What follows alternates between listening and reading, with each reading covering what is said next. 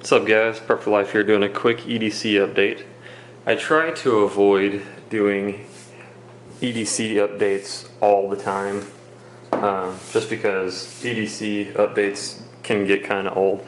So the only way I really update my EDC or do a video on my EDC is if I feel like there's enough stuff that has changed in my EDC that it merits a new video. And I know I just did an EDC update just last month or the month before, but I feel like I've changed quite a few things, and I think that with all the things that have changed, this kind of merits an update. So here we go. We'll get the basic items out of the way, and then we'll move them off the table. Got my keys. I switched back from the Leatherman Squirt PS4 to the Style CS again, really because I never used the pliers in the Squirt, and I really prefer the larger scissors in the CS. And for a lot of you also, I use the Coke bottle opener all the time. So I really just enjoy having this pocket knife or multi-tool because of the larger scissors. Don't really have much else. I have a climbing carabiner, couple keys, car key, and then a little 4 gig PNY flash drive that I have some encrypted files on that I just keep with me. So move that out of the way. AT&T Samsung Focus. I think this is the first generation Focus. Nothing interesting. Still love it, still like it, but definitely looking forward to an update or an upgrade. Wallet. Still rocking the Maxpedition Spartan. Really enjoy this wallet. Has the 1000 denier nylon or 800 denier nylon, I can't remember.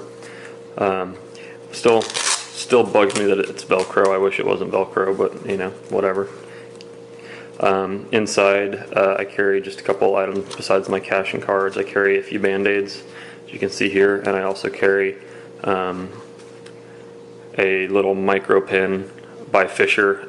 Has the Fisher space pin insert in it, and I just I just use this as a backup pin to the pin that I carry most of the time, anyways. Let's see what else. Carmex, always. That'll never change. Still rocking the Phoenix E11. Love it. For those of you who don't know, I did a review on this flashlight, but it has, I think it's 55 lumens or 45 lumens on low, and then 105 lumens on high. Clicky tail cap. Pretty awesome flashlight if you're looking for an EDC light. Flashaholics, stay away. Y'all won't like it, but for the regular guys out there that are just looking for a small AA battery light, great option. Still using the Benchmade Griptilian, still love it. I've been carrying my Spyderco Tenacious just because I've been having to use my knife a little bit more, and I prefer to use a cheaper knife as my beater knife, but I have misplaced it, and so I have been carrying my Benchmade until I can order a new one or find my old one. I don't remember if I put this in my last video, but I don't think I did. But I have done a review on it, or a first impressions, which is the Zebra pen, the Zebra F701. It's the stainless steel casing pen. Really enjoy this. You still get the same tactical feel, you know, the fact that you could use it as an impact weapon if you needed to, but it's still small enough and sleek enough to where people, one, don't notice it, and two, it's not super heavy and super big to where it doesn't fit in your pocket. I have the is it the Smith & Wesson military and police pen, and it's like 2 inches longer than this and about the size of my pinky finger around. So it's a much bigger pen, much heavier, and I just prefer this the smaller pen. So this is what I've been carrying every day. By the way, you can buy this for $5 at Walmart. So just if you're wondering, it's a super cheap option also. One other thing that I have also started to incorporate into my EDC is a Zippo. Now I don't smoke, but I really like having fire as an option. Not to mention if you're bored, you can sit there and play around with it a little bit and get it going. I really have liked carrying it actually. Keeps me entertained when I'm bored, but it's just a good option if you want to have fire making ability. I mean, I'm in a suburb but fairly close to the city, so I don't really think I'll need any fire making, but it's still handy to have. I use it a lot, so I'm using that.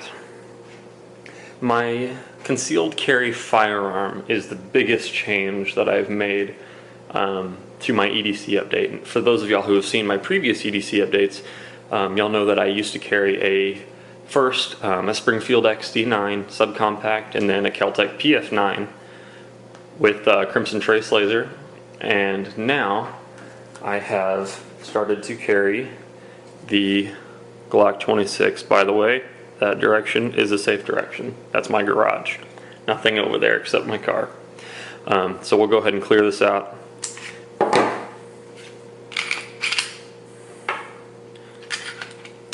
So nothing in the chamber. You probably can't see that, but I'm going to go ahead and vouch for you. No mag. Awesome. So I just picked this up recently. I still need to clean it, as you can see. But this is the gun that I wanted to conceal first before any other gun. But when I walked in, the day of my 21st birthday, I walked into Bass Pro looking to buy this gun, and I let them talk me into a Springfield XD9 subcompact instead. Biggest mistake I ever made.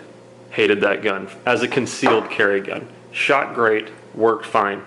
Concealed carry for a guy that's 6 feet tall and 155, 160 pounds, not super easy because it has, a super long grip on it because it holds more rounds. Didn't like that. A little bit thicker than the Glock also, I think. I could be wrong on that, but for some, my memory serves me right. It's a little bit thicker also, so it was more difficult to conceal. So I recently just purchased this Glock Gen 4. It's a Glock 26, shoots 9mm. I know everybody's sitting here going, oh my god, why are you shooting a steel cased hollow point? Well, I just want to test it out. These are actually the new steel match from Hornady. I've been carrying it for a little while. I took it to the range and shot about 50 of them just for consistency and reliability, and they worked just fine. And the reason I've been trying them out is because I like to kind of store ammo, and I wanted an ammo that I wanted a jacketed hollow point, but that was still budget friendly, and you can get 50 for $19 at Bass Pro, as opposed to if you did like critical defense ammo from Hornady, it's $25 for 25 rounds, so it's quite a bit more per round. So I was just looking for a budget friendly. Now I will always go to either Golden Saber or the Hornady critical defense rounds as my concealed carry, but just for now, while I test it out, I've just been keeping these in here. Shoots great. I do want to upgrade a couple things. I do want to get a laser put on, and we'll work on that, get some night sights put on also. As you can see, I have the Pierce +1 pinky extension. So when you put it in, you get that extra pinky on there, as opposed to when you don't have it in, your pinky's free, which I don't like. By the way, I didn't put it around in the chamber there, so I really like the fact that it has the extension, yet it's still flat. That way when you're trying to conceal it, it doesn't stick out a whole bunch. So that holds 11 plus 1, so 12 rounds, plus I carry a spare mag with the extension also.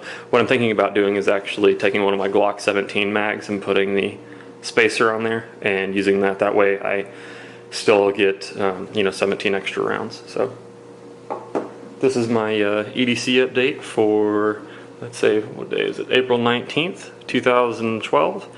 If you have any questions, comments, anything, shoot me a PM or a comment below. I'll try to get back to you as quickly as possible. Thanks, guys. Forgot one thing. I forgot to show you the holster that I carry it in. This is just a cheap fake leather holster that I purchased. It's like 14 bucks. I actually purchased it for my Kel-Tec because I broke that holster, and come to find out, this gun fits in it just fine. And actually, it forces it up to my body a lot more, which I really like. So just wanted to show you that. You can see it with the magazine in it. You know, not bad. It's very comfortable. I like it a lot. Really enjoy it. So just thought I'd toss that in there. Sorry about that. Thanks, guys.